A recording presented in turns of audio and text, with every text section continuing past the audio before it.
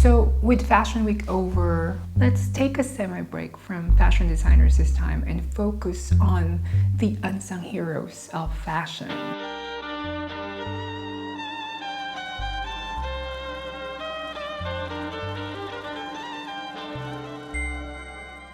Welcome back to another video about fashion and style. My name is Karl at inkarlcerating, and this is my channel. If you're new here, hello, please subscribe and like this video. And if by the end of this video you don't like it and you don't vibe with it, you can simply unsubscribe and unlike this video. Easy. But don't do that. I have come to realize that the common thread of conversation in my videos always lean on styling. 90% of fashion is image making, curation, imagery, visuals.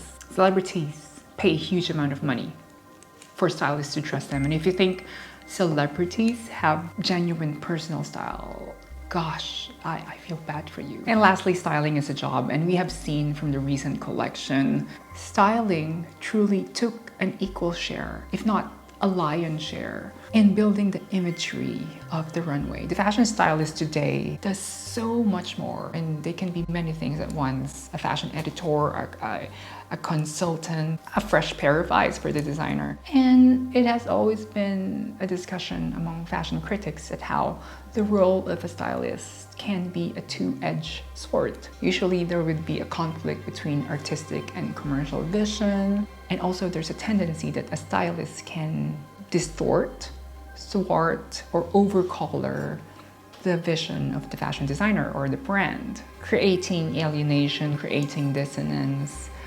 But in other cases, if a designer creates an underwhelming collection, let's just say a fashion stylist is expected to be like a fairy fashion godmother who would create the pumpkin into an evening gown.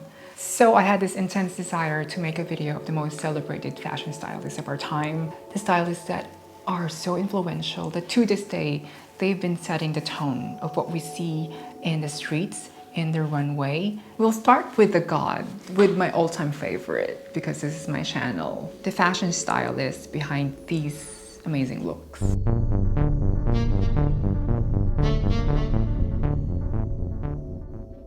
And you know, I'm a huge fan of Rick Owens. I wear Rick Owens 80% of the time, 90% of the time. And I must say that wearing Rick Owens clothes is not easy. Hence, a lot of Rick Owens wearers have a set uniform. You're walking a fine line of trying to look naturally edgy without looking like an action figure. But with PANOS, it was the best thing that happened to the brand. I mean, if you're appointed by Rick Owens to style his collection 4 times a year for men and women for nearly 20 years, I mean, you have to give this guy flowers and bouquet of roses. What I like about PANOS is his career trajectory is not built on nepotism or social climbing or even celebrity styling. He carved his way in the industry through genuine collaboration and sheer talent. And no matter who you are or where you are at, you cannot fake being a visionary. You may be stylish, you may be the belle of the ball, but you cannot fake greatness. It's both a mix of nature and nurture, as he was trained, and he usually collabed with the great photographer Corinne Day, while also having a background in arts, studying sculpture. Something that he and Rick Owens shared, I would say it's a perfect idiosyncrasy between the two. Both of them studied art and dropped out, only to end up working together in fashion. And look at them, it was the perfect symbiosis of creative teamwork. Together, they made the most insane pairing.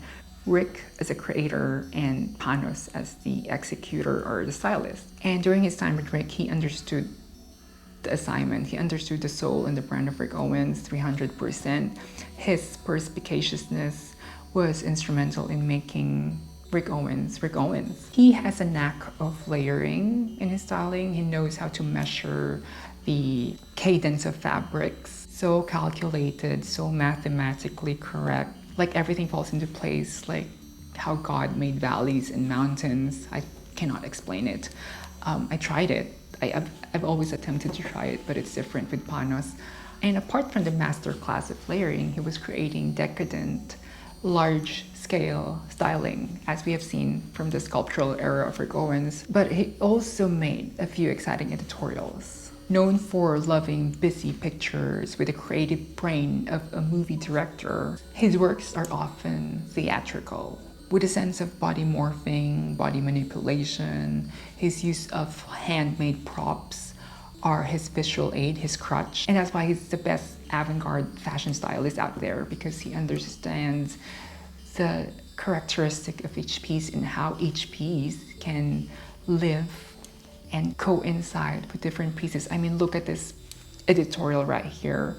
Like, how can you make this picture believable while also being led into the fantasy realm?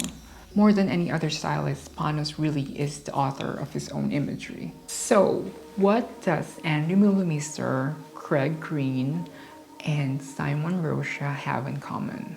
Well, it's this guy, Robbie Spencer. One can only dream of becoming this high-tiered, boss-level stylist of the fashion industry right now.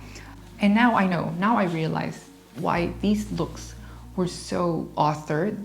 Brands like this, with a vision so laser focused, are often hard to grasp because of their nicheness. More so that these brands are hard to style.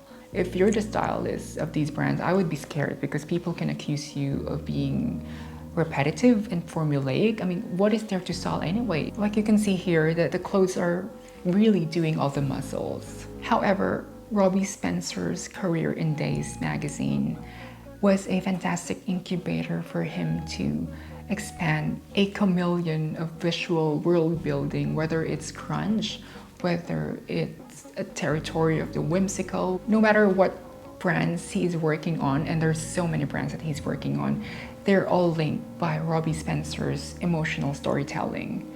It's theatrical, it's opulent, it's Marie Antoinette gone psycho, tutu skirt romanticism, London fashion incarnate. And I must say, it might be Robbie Spencer's fault in why we're seeing a lot of people who are into laces, who are into this infantile ribbons, obsession with pajama. And it was so funny because on my last video, I was reviewing Dries Van Noten, and I said, why is the Dries Van Noten show kind of giving the same vibe? And later did I know that it was Robbie Spencer who styled the Dries Van Noten Spring Summer 2027 show. But on the other hand, he was able to switch off and switch on to a different realm when he worked with Sebastian Meunier's Andy Millimeter. In that styling, it was redolent with unnerving strangeness and Victorian punk madness. In saying that, his work at Y Project was also unmatched. I mean, a normal stylist would cower and cry at the sight of these pieces. I mean, how can you make trompe l'oeil look desirable? How can you make offbeat austere? How do you style clothes that looks like they're wrestling and eating one another? So that's Robbie Spencer, an example that if you're a good stylist, you can stretch aesthetics into polar opposites. If there is Antwerp 6, there's what I call the Antwerp 3. This Antwerp 3 comprises of Raf Simons, Willy van der Peer, and Olivier Rizzo. This is the holy trinity of menswear fashion incarnate, the best blueprint of a successful teamwork when the creative symbiosis is done by friends. We all know that Belgians produce the best fashion designers. But in the styling department, there's one guy who is making waves.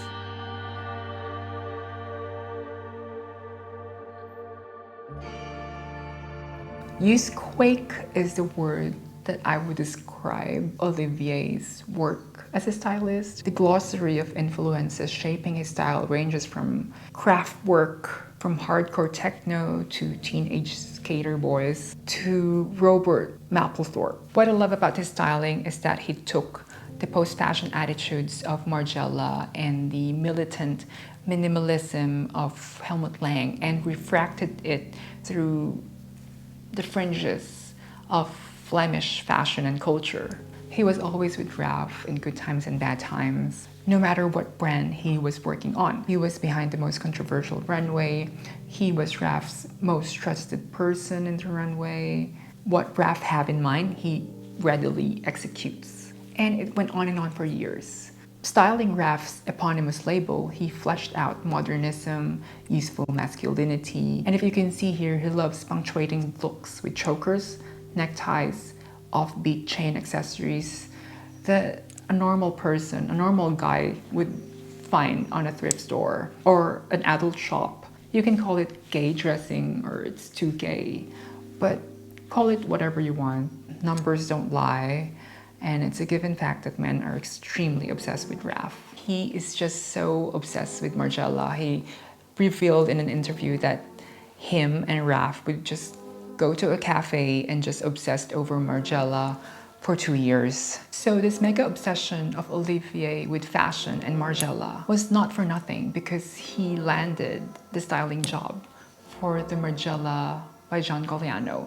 But I guess the highlight of it all is his work for the Margiela Artisanal Spring-Summer 2024. It's the gasp-worthy fashion show of our times.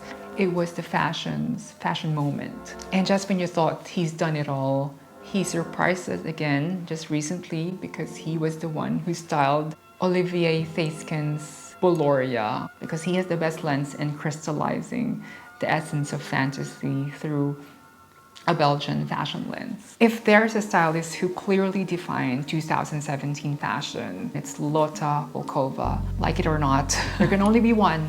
There can only be one, and it's Lotta VOLKOVA. Lately, I have been seeing a lot of fashion editorials driven by brands, but when I saw this editorial by Man About Town, I think it was in 2017 or 2018, I was so enamored. The clothes were simple, yet offbeat. And to my surprise, of course, it was styled by Lotta VOLKOVA. It's hard to deny the influence of Lotta VOLKOVA's work. It's a tale as old as time, an aspirational tale of an outsider becoming an insider of fashion, from being an under-the-radar stylist up to her Demna collaboration. Now she is working alongside the one and only Miuccia Prada for Miu Miu since 2020. And she was instrumental in the coolification of Vetements and Balenciaga. There was a term called Vetementschaga, and I think that is because of her. The Lotta VOLKOVA effect, which is somehow a byproduct of the salad of references that she has inculcated from her years of studying in Central St. Martin's. Her styling is a painting of contemporary culture and fashion. Like, it's as if you already know the people that she's styling, because the clothes represent the avatar of who they are. And what people love about Lotta is, like you and me, the internet was her impetus in penetrating fashion. And like I said, when a fashion person who was once an outsider becomes big in fashion, they create the most explosive. It's the rebels who reshapes the paradigm here. She made neon green tights desirable and acceptable. She made nerdy look believable, not just a facsimile of fembot sexiness. She made the thigh-high boots with hoodies look like a chic uniform, although it's not.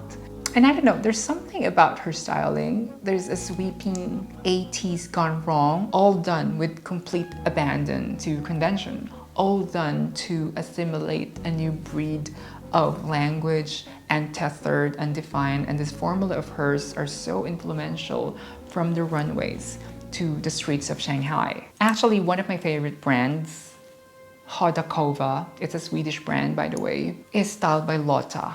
Of course, who else would style this kind of crazy fashion, right? And with the aid of Lotta's perspicaciousness on experimental fashion, the brand becomes more surreal. And I think she just knows who to work with. Her most successful styling, I guess, was the Miu Miu styling that she did during Spring-Summer 2022. The look proved to be meme virality in sartorial form, representative of a collection whose leitmotif was everyday garments reconfigured and reproportioned to be new. And that's what we need in fashion right now. It's hard to become original, but through old references done in a new vernacular, that is what makes fashion moving and inspiring. I had a French fashion editor obsession 10 years ago. There's something about the French, you know. You think you can mess up your hair, smoke ciggies, be skinny,